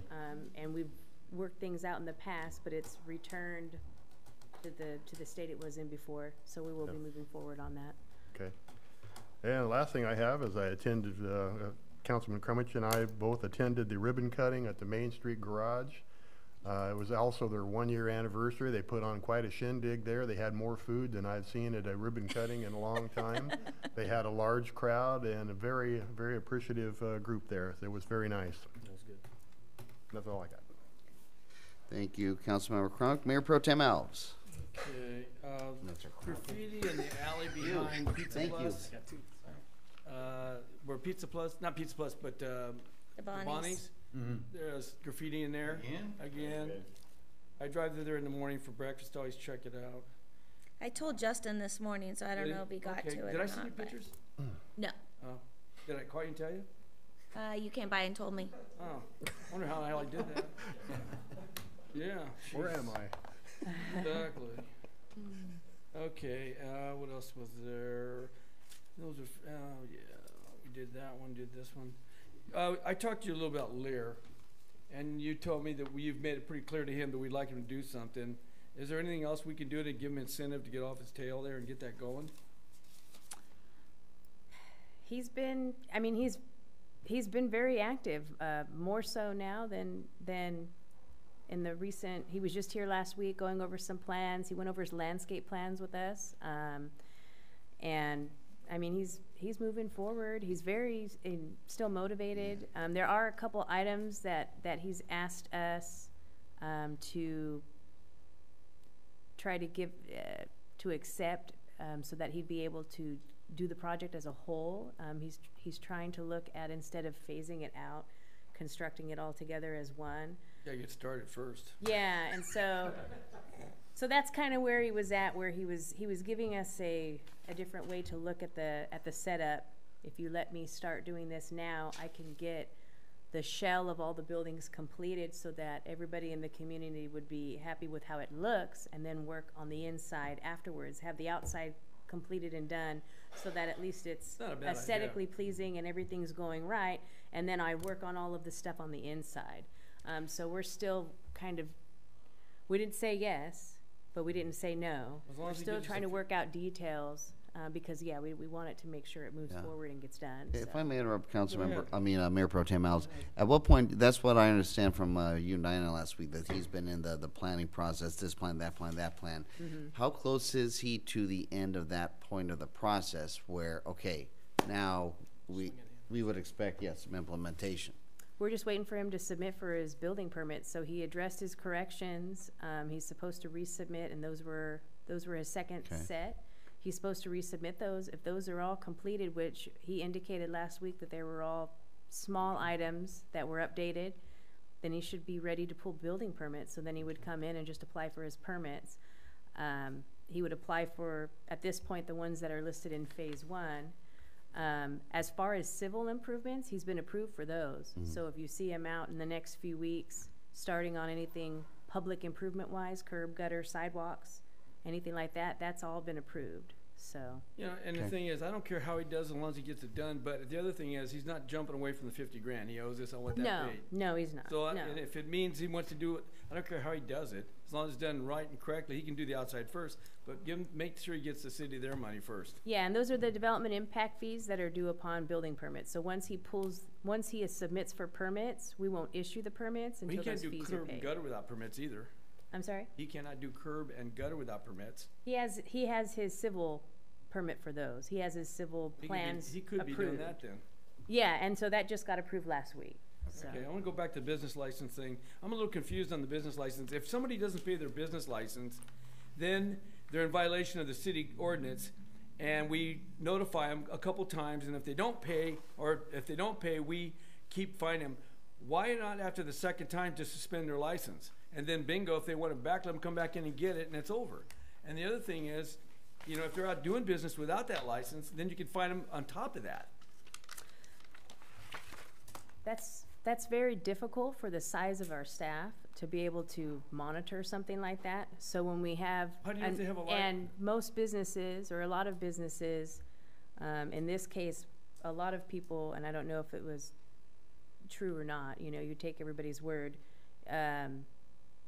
didn't realize their business license was expired, didn't realize they were operating without a license, and so it's. But you're gonna send them notices, which is gonna bring to their attention. Yeah. You should send a certified mail with return receipt, which tells you that if they've signed for it, they know, and there's no more excuses. I mean, that's something we can look into. No, I mean, that's It's a little fine. crazy because we're chasing these guys down, threatening them. Why threaten them? Here's your notice. It's in writing. You've signed for it. Bingo.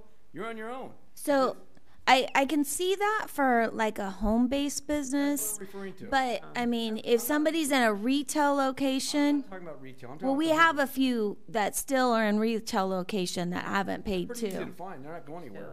Working. You know, but the homeowner business, that to me is like crazy. Just boom. Here's your notice, guys. Sorry.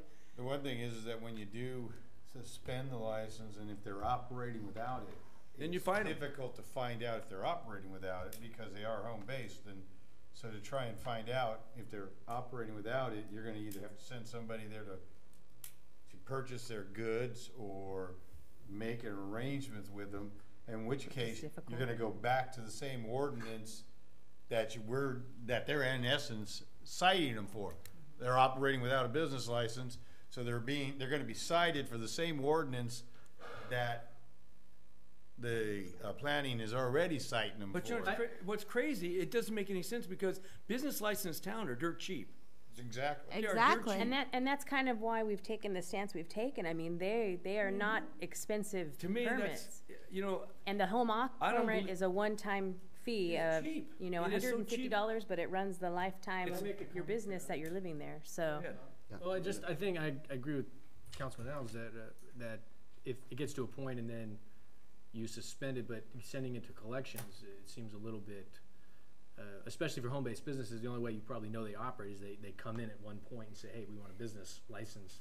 Mhm. You know, I'm sure there's a lot of people operating business that you guys have no idea about. I'm sure, And yeah. so to me, it just seemed like taking it to a certain point and then sending it to collections, and I don't know. I just wanted to get some clarification. Well, I'm just kind of confused. It seems a little, to me, I don't know if there's a better way. It just doesn't seem like that was the greatest way. But I understand your retail issue. You're right. That I can understand the retail issues. But a home business, I don't know. Maybe it's the best way. It just seems a little harsh at times. It just seems to me, you send them a registered letter, they look at it, they're going to sign for it. They got no excuse. Yeah. Boom, you sign it, and like I said, it's so damn cheap. Why would you not just pay it? I mean, if you're in business, you can't afford a business license, you should get out. I mean, and that's the Yeah. standpoint we're coming from. I mean, that's crazy. Oh, we Okay. talked about Yeah. my sending a demand letter, from the law firm. We could do that. Well, something. But I mean, the repetition is crazy for me. It's a waste of staff's time.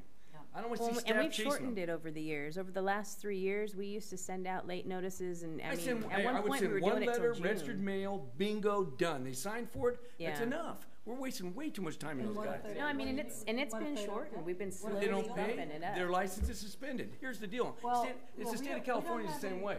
We don't have any process for suspending a license. We can revoke it, I mean, and that requires a hearing. You bring them in for a hearing, and Well, do that then. Bring them in for a hearing. if that's, yeah, so if that's And make them what you pay for the wanna do, hearing. you could. There you go. Make That'll it get easy. their You don't wanna attention. do that with But if you send them a everybody. letter, and if you send them a letter and you tell them, okay, look, you're in violation of the code, blah, blah, you need to pay this. If not, there'll be a date set for a hearing. By the way, you'll be paying for the hearing, and you will be there.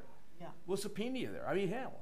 I think that'll get their attention. If that's the way you would like to go, I would just let you know that as of the March 15th, which was the 4th time and final time we sent out a notice, we had 44 businesses that weren't in compliance. That's unbelievable. That's a lot. Those were the ones that were Hey, in I'm guilty. town. I was late, but I paid my late So- fee and I paid it. But I just, hey. Yeah. I don't care. It's not that big of a deal. Even doubled, it's not that big of a deal. Anyway, the other thing about Mr. Fox this evening, I think his point was, which I wasn't sure he made it, but I got the idea. The idea of his meeting, he rambles. I love Danny, but that's the way he talks. And what he said really, for me to understand what he said, what I got out of that was, look, guys, this is our town. This is the way we do things. Here's what happened. We'll be okay. We're set. Don't worry about it. That's what I think he wanted to say. And I just don't think that's Danny. He has his way of doing things, just like I do and everybody else, but that's what I got out of it. And then the last thing was, we got these derelict houses Walt's mentioning. Do we have an ordinance that addresses that? Well, Code enforcement. What does the code enforcement say about 2 vacant homes that look like derelicts live in them? We would make them demolish it. Okay. Which I've looked into in the past because they've always been a concern to me, and I had Have we sent I notice asked to the Tammy to owners? contact the fire We department. noticed the owners. We haven't noticed them Let's yet. notice the owners. Because Register the mail. issue with that we figured would come up is they're going to have to pay for that. They'll have to pay for the permit, which the permit is a basic fee. I think it's $100. It's a responsibility of the property owner. But Either you have take to care of your pay property, it's got to go. a professional business to come in and demolish it properly. Which In includes Stockton, over in cutting East off Stockton, the they took connections. out probably 15 homes the same way. People were not doing it. They were sitting there, and they came in and they bulldozed them. They just took them out. Then you'd have to lien their property. And then, Well, that'll we get their did it attention. that way, yeah. So, Yeah, I but mean, if there that's, is a process, you can do that. Yeah, I mean, there's no reason we should have to look at blight. A lot of it comes down to would like to, staffing too. You know, understand, the yeah. follow up and the constant. Well, it wouldn't be a priority. It's one of those things Yeah, where you put on a calendar. Yeah. By Thursday this week, gee, I got a minute here. Let's do this. Boom, send it off. if we have your support to move forward on both of those, Yeah, I mean, if we have your support to move forward on both of those houses, I mean, we would do it. We agree. We also think that if those pieces of land were vacant as opposed to having that house on them, they'd probably be more Attractive interested for in- sale. yeah, sell better if they were up for sale. And we've talked in the past because we've established credits because those houses have existing structures on them. At staff level, we would be fine with putting a note into the file advising the size of the house and noting it to the file, adding it into the utility bill so that if anybody were to build later, that we would honor the credit as long as somebody would demo the building. Because I believe our current code gives up 5-year limit. Something like that. Yeah, so I mean, because of the 2 houses, just to make sure they get demolished and are properly disposed of, we could put memos in both of the files giving the square footage of them and honoring whatever credit for whoever would build on those lots in the future. I'm sure that's not the reasons why they haven't been demolished. They just haven't been forced to. Yeah. Bottom line, they're not going to do anything unless we tell them to. But that's typically a concern. Is concerned if you take the building down, then I don't have anything there existing. If I ever want to develop it, I might not get the credits for what was once existing there. So They got to do something. I mean, if they fix the outside of the house, at least, no one has to live in it, but it's painted and clean. Nobody's got a problem with that. The problem is you got them all boarded up. They look like a bunch of derelicts. That's it. I'm done. Okay. Yeah, thank you, Mayor Pro Tem Alves. The reason I'm shaking my head is just, I've seen this so many times in the past, and believe me, nobody's a bigger believer in home-based businesses, but there comes just a point where there's a minimum sense of responsibility about it. And, if you're getting 2-3 no's, I agree with the certified letter concept. I think that's great because, home-based business, if they're not taking care of that, then they're probably not taking care of the fact that you can't have 20 deliveries to your house every day. They're probably not taking care of the fact that you got to set aside money for the taxes that you're putting in. If they're selling something wholesale to retail, they're probably not taking care of the fact of collecting sales tax. And, you know, there's just a few basic things I think when you go into business. It's worth it for you, the business person, They're also to a look fire into it. hazard. Yeah. Yeah. So, I don't know. That's just my 2 cents. We just pay the thing, especially if it starts out at 35. Oh my gosh. I think the minimum's 24. Some of them are $24. It's just, oh, you hate to see that, but you know, in a way they earned it. Oh, geez. Couple things really briefly. By the way, thank you, Councilmember Crumbick and Councilmember Merkin for attending the Main Street Garage's ribbon cutting. I appreciate that very much. And I think that what we need to try to do is make every effort to make sure that at least one of us, hopefully more, can attend these chamber ribbon cuttings because they're important. We have a lot of new businesses that are coming into town. We're going to have another ribbon cutting, from what I understand, on the Sunday of the Park event on May 5th. That's Sunday, obviously, May 5th at Main Street Park. And I believe there's going to be a ribbon cutting there as well. I will be able to make that one, but as many of you guys can make it, that'd be great, you know. Oh, I think it's called Cow and Rooster. Oh, But the don't- web. Yeah, don't quote me on it. I think it's on the chamber website. Yeah, but I think it's something like that. I think there's another one on the 26th as well. Of April? Okay, yeah. Yeah, and by the way, Jason Laughlin, thank you very much for attending those. That means a lot to that new business person. Yeah. No, I appreciate it very much. I hope they've all paid their business licenses. Yeah. And finally, I want to make a proposal. I know we've all probably been asked, when are we going to have another community meeting? The first one was very fruitful, and we want to maintain that kind of momentum. My thought is, and I know I discussed this with Mayor Pro Tem Alves, is the budget. We have a budget workshop every year in June. And a lot of people asked a lot of questions after the last meeting about how does this work? How does an enterprise fund work? How do you pay for this? What comprises our city budget? What kind of money do we get in it, and how do we get it in? Our sales tax is the biggest percentage. Our property taxes is the biggest percentage. And I'd love to be able to do something like that. I think that would require nothing new on Tammy's part, okay, because she presents the workshop as is anyway. But I do believe we ought to probably beat the bushes just like we did this last workshop. Try to get as many people here as possible and make it an educational and learning experience for the community. Because they need to know what consists of their city budget, why do they pay the fees that they pay, what is an enterprise fund, and so on down. So I don't know if we can do a similar effort to what we did last time. I don't know if the council agrees with this concept. I have no problem with it. Good idea. So I'd like to see if we can move forward on Transparency is good. something like that as our second community meeting. And the only question is, do you have it here like we have traditionally had it, or do you have it at the community center? You know, we have circuit, now they can actually watch the budget process on TV if they wanted to. Here. Yeah, if we did it here. I mean, a lot of them don't want to come down. And you'd get enough to fill this up. I don't think you'd get more than that. Right. I believe we've noticed those before. Yeah, it's not like they broke down the door. They're open to the public, and you might have 2 or 3 people show up. But I think what we've done in the past, you've kind of said, oh, matter of factly, here we're going to have this meeting. If they were promoted, on Facebook, chamber website, city website, see what we could do. Sometimes Escalon Times picks it, and we have Escalon Times pick it up too. So I would be elated if we had a room full of people here to be able to hear about what the budget. I mean, if they really want to know, this is their opportunity. So maybe we don't change anything on our end other than advertise it. All you have to tell them is that we're going to have a complete build out on this budget, and they'll be down here.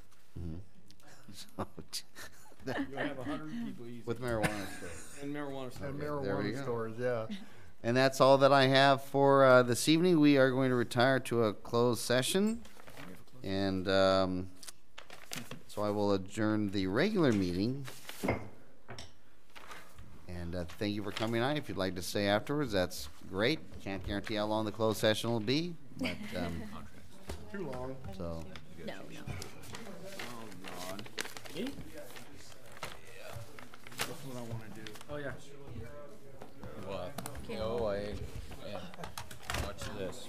Just texted you back. Okay, perfect. Just so you have like some, you guys feel comfortable filling that out as well.